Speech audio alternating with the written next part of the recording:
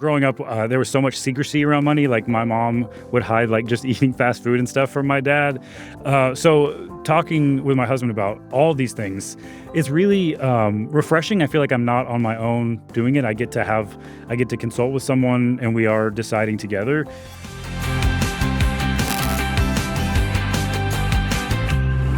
Hello and welcome to Living Not So Fabulously. We're joined today by NBC correspondent Steven Romo. Steven is a powerhouse news anchor, journalist, and writer who's reported for NBC Nightly News, The Today Show, and several other national broadcasts. And he just snagged the Association of LGBTQ Plus Journalists of the Year award. So no biggie there, right? Right. But Steven didn't always grow up in wealth and privilege. In fact, he shares in this interview how his family always struggled with poverty as he was growing up.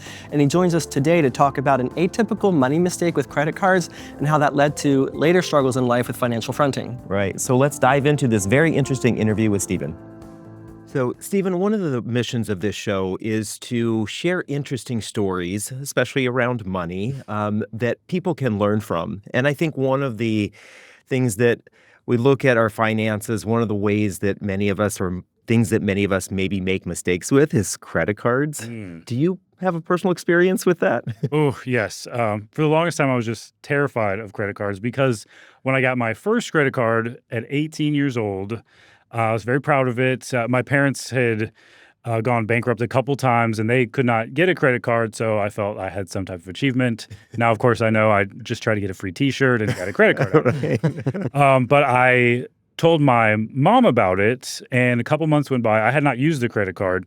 She told me she needed some medicine, and could she borrow my credit card? And of course, wanted to help my mom, but also there was a little bit of like, oh, I'm able to help them. Now, I wasn't raised in like the most nurturing home and had to take care of myself for the most part. So the fact that I was able to turn around and like take care of them, I think was some type of feather in my cap. But the joke ended up being on me, though, because I later found out I was at school at Texas A&M in College Station. My family was in Dallas. They all took a trip on my credit card to Galveston, drove right past me in College Station and had a little vacation in Galveston. They didn't even stop by to say hi or provide you with dinner? My sister, actually, she didn't know. She's 4 years younger than me. She didn't know at the time that it was being paid for by my credit card. But once she found out, she let me know, and I confronted my mom, who admitted it and was like, well, we paid so much for you for so many things, which is not true, by the way. She felt justified in doing it. And my mom actually passed away in 2007, so she's not going to get mad at me telling this story.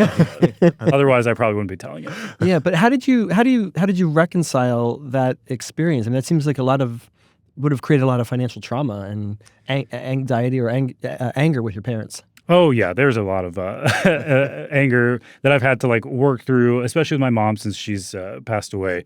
But yeah, there was a ton of that. Honestly, trying to unlearn so much of what I learned about money from growing up, it's been the work of a lifetime. My parents they didn't talk to each other about money. They fought about money. They did not hide their money problems from my siblings and me. That we had 2 homes foreclosed on. We got kicked out of rental homes.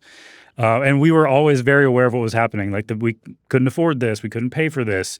So that's one of the reasons why it's been hard for me to engage with money and learning about money. Because once I started making enough money where I wasn't having to worry about paying bills and paying student loan payments, then I sort of stopped making myself think about money. That was what I thought my reward was. I don't need to think about this. I'm making enough money. I can pay rent. I'm not having to worry. I'm not going overdraft in my bank. So I sort of stopped thinking about money because of the way I grew up. I was thinking about it since I was probably 4 years old. So I was a little tired of thinking about money.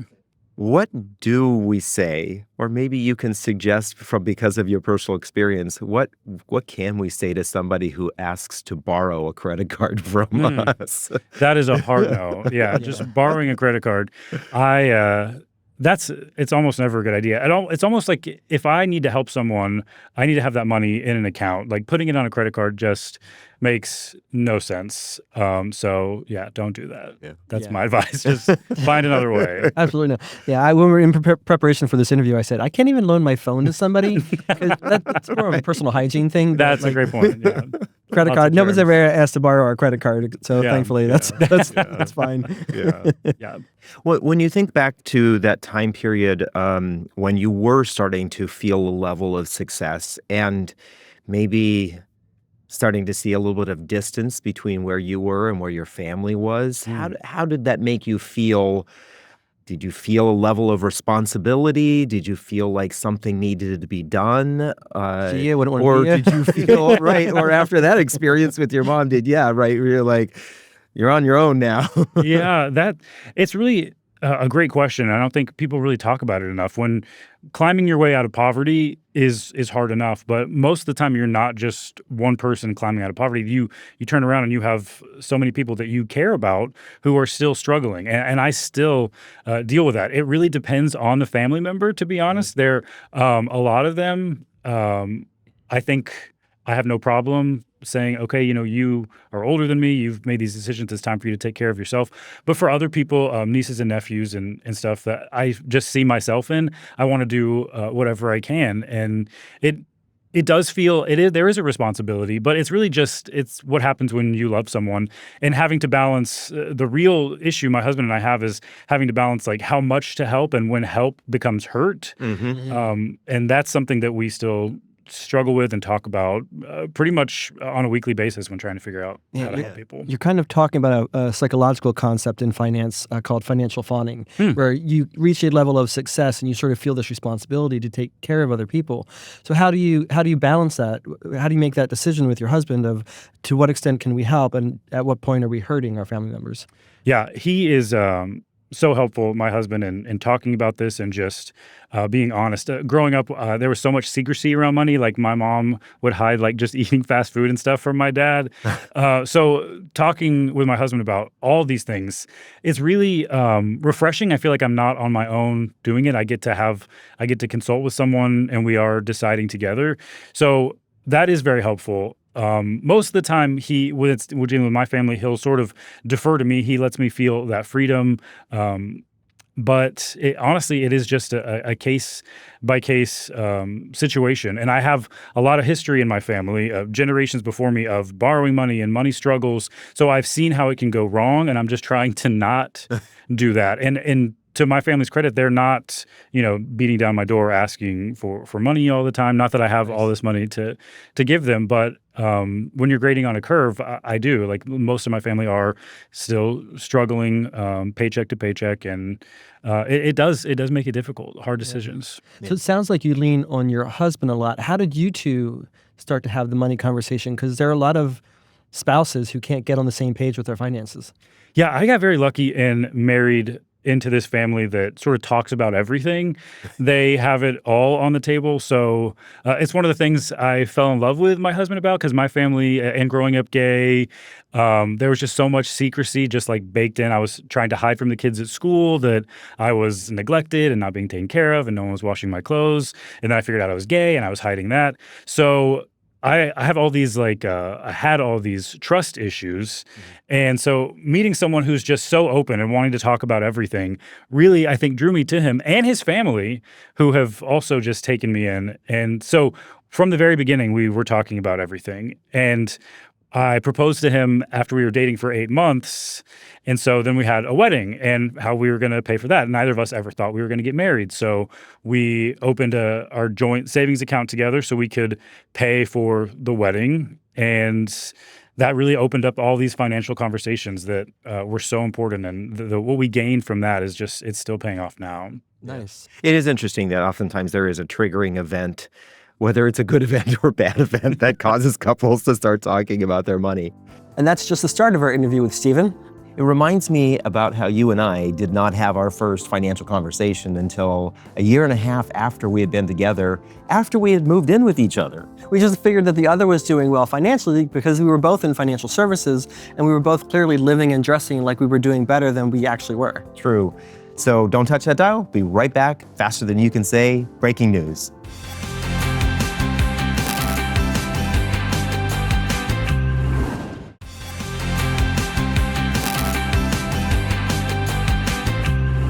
And we're back, folks. We have more of our headline-worthy money moments with Steven Romo coming up for you. Yeah, one of the things we wanted to dive into more with this show, Living Not So Fabulously, was this concept of financial fronting. And financial fronting is when our appearance or our actions tell a very different story than what our finances do. Kind of like how we would buy a $500 pair of jeans on credit cards?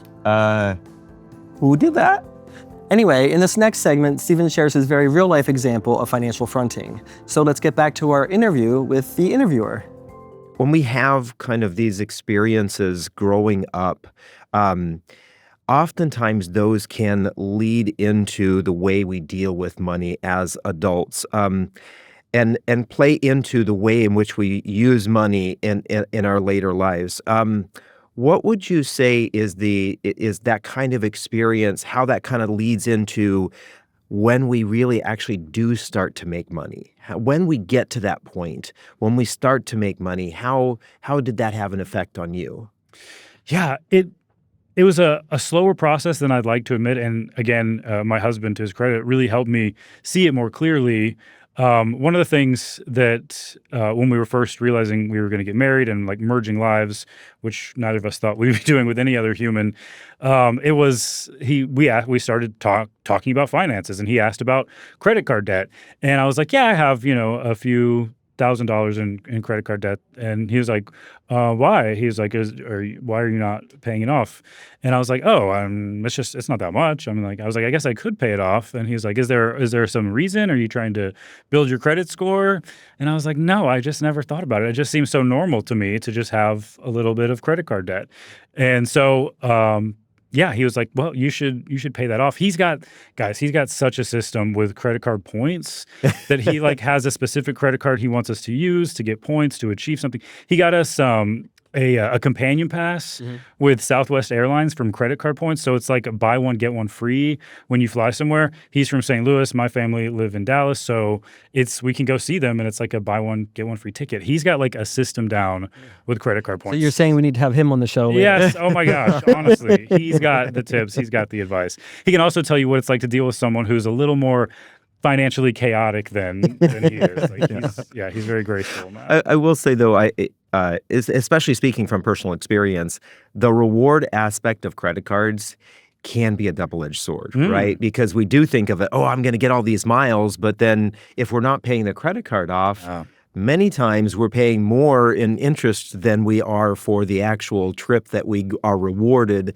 that we end up getting. So I would fall into that. He does not. He is so meticulous. He's got reminders on his phone. He knows when to pay. Auto pay. He's got me turned on to auto pay for everything. Yeah, we love auto pay. Yes. So it sounds like what you said earlier in the interview that when you finally started to make money, you had somewhat of an aversion to saving and budgeting. You kind of felt like that was your reward. Yeah. Were you what scared you about actually doing budgeting or doing saving and maybe even investing as well? Yeah, saving. I was doing. Budgeting was, and to be honest, still is not my favorite thing to do. It's so necessary, especially my husband and I, we met in Houston, and then we moved to New York in 2021, and he was like, we have to have a budget. Like, the cost of living is so different. We have to figure it out. And I was really like, do we? I don't think. I was like, Would it help if I told you that studies show that couples who budget together report having better sex lives? Oh, absolutely. Go back to 2021 and tell me that. No, because we actually we did make a budget that was very helpful. And yeah, I hate that I saw it as a reward. But that's just innately what it was. I just see money. I've talked to him about it. He sort of sees money as a game in some ways. Growing up, he has an older sister. They had coffee cans, and their parents would give them money for things, and they would save. Like, they've always seen it as like a competition and a reward. They have a much healthier and open view of it. And I always just saw it as something so negative and bad, and just so filled with anxiety and stress that I don't like thinking about it. It's just not a fun game for me. So that I can let him do it now, and he can max out my contributions, and we can go from there. It does make sense though. If you always had a negative experience as it relates to money, it makes sense that once you've made it, you're starting to make money, that you think, okay, now I don't have to worry about this bad part of my life anymore that can be set aside. Yes, and what he's helped me see, honestly, is that down the road, thinking about it now, budgeting now, thinking about investments now really has been beneficial because later on the dividends will pay off. To mix some metaphors there, yeah. It's and it's really helped me see that. He's like, we want to eventually travel and relax and help nieces and nephews who are hopefully going to college, and we'll be able to do that if we make some smart decisions now. Nice. It's interesting. We talk about this idea of finally making it, and I think that for many folks, we fake it until we make it, right? Especially queer people. I think especially queer people, but I think a lot of folks do this, is that we kind of fake it until we make it, or at least through our outward appearance or the way we spend our money, we kind of fake this I am successful. But then we get to that level. But very few of us will pull back the curtain and show people that we were faking it and the mistakes that we made. So why are you doing it? Why do you feel comfortable sharing this kind of information? Why are you here today? I just wandered in this beautiful building. No, that is a great question. And especially, I think for queer people growing up, so many of us have to suppress who we are, and we don't get to fully live these lives where we're our authentic selves. So once we really do come out and just start having friend groups, we go maybe a little too far, or we feel like we have to keep up with people who have these lives that we want to have. And so we start making bad decisions. Maybe we're putting trips on credit cards and not really fully planning it out. Yeah, we did it. It's so relatable. We totally did it. You're like, so many decisions I've made saying life is short, life is short. So we've got to live now. But there is a balance. So it is, it's a good question. I feel like talking about it, especially among LGBTQ plus people, we can help each other. Like, our lives are not necessarily the same as heterosexual couples or heterosexual people. So the more we can talk to each other about what we've gone through and what we've had to figure out on the way, maybe we can save someone else having to go through the same pitfalls. Yeah, it is interesting that when we do experience judgment, that for many of us, that judgment can cause us to feel shame or to feel excluded. And we oftentimes then kind of almost latch onto the consumerism culture of that capitalist society we live in as a way to display to everybody, hey, I am worthy. I'm okay. You don't need to judge me. Is that something you kind of maybe felt in some of your experiences? Yeah. Or is that what you were speaking to as queer people? We do this? Yeah, I think I really felt the temptation to do that a lot. What we were talking about before, like my family, that really helped anchor me in a way. Taking vacation from any job that I've had the past 15 years, I would try to go home and visit. I still call it home. I haven't lived there in 20 years. But I would want to go visit my family. Like, that's really what kept me grounded and kept me from making some of these choices that I think I easily would have been tempted into. But yeah, as far as like trying to make other people think that everything is okay or better than okay financially, just, Instagram posts. And I see the temptation in that. And I don't think I did it as much because the people who knew me best would know that I was lying and fronting something that's not true. So I think that also, being a journalist, I didn't want to try to present some facade that's so easy to see through. So I think that kept me from it as well. But that temptation, I think, especially for queer people, is very relatable. Yeah, definitely. What's your advice for folks who aren't journalists and don't have that sort of, there's people keeping them in check, to not put on that financial front and live beyond their means until they realize, oh my gosh, I'm falling into financial destitution? That's a great question. My mom was 43 years old when she died. So I think then I really got this sense of life is short and you have to live right now. And that's sort of what I lived by for quite a while. But in talking to my then fiance and now husband about this, it's like, Yeah, sometimes life is short, but sometimes it's not. Sometimes life is long. And down the road, you're going to look back at your 28-year-old self and be pretty upset about the decisions you made. Like the the idea that life is short can sometimes drive really bad decision making. It's treat yourself, like from Parks and Rec, that NBC show. Yeah. That's another of the same mantra, treat yourself. I've used that many times. And it's really just you get to make those decisions. Like, is this trip important to us? Are we going to save and make this trip happen? And if it is a priority, then do it. If it's fabulous, if it's maybe extravagant, plan for it, do it.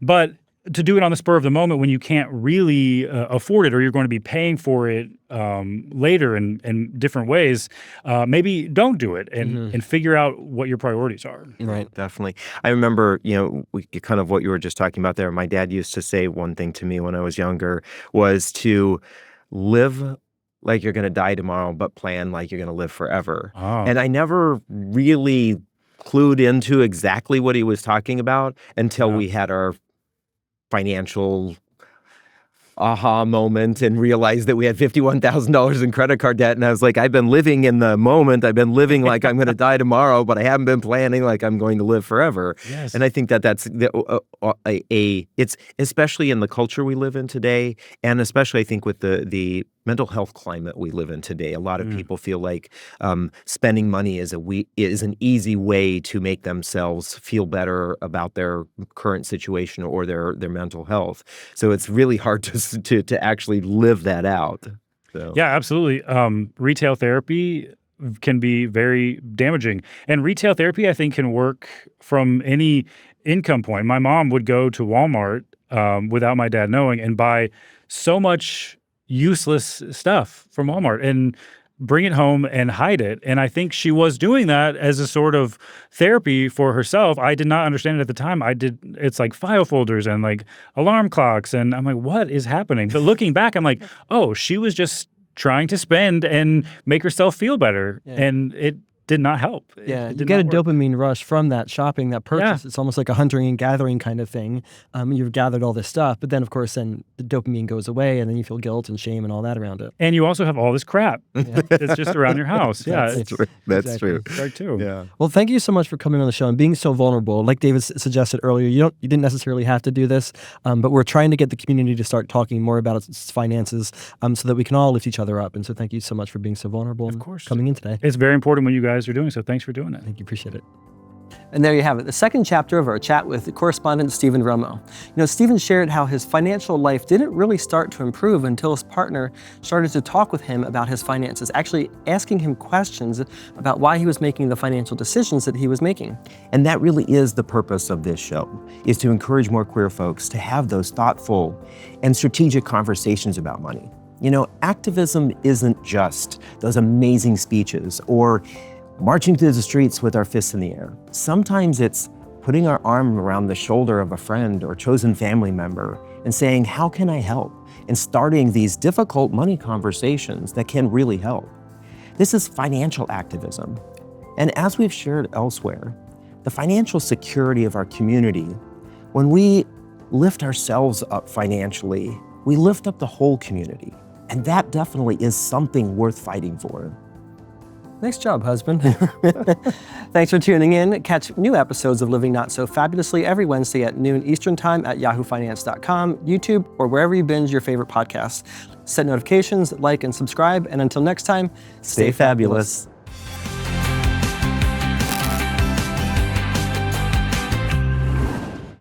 This content was not intended to be financial advice and should not be used as a substitute for professional financial services.